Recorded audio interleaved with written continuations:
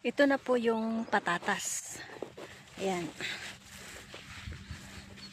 So, kailangan natin tabunan pa yung ano kasi ang dami niya na pong laman. Lumalabas po yung laman at nagiging green.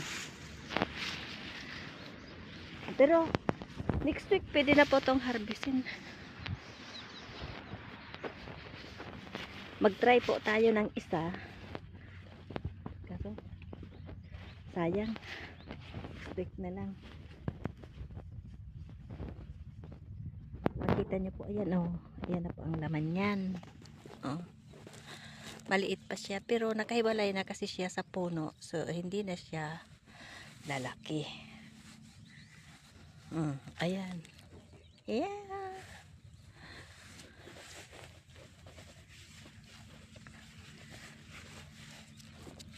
Mas malaki po yan sa puno.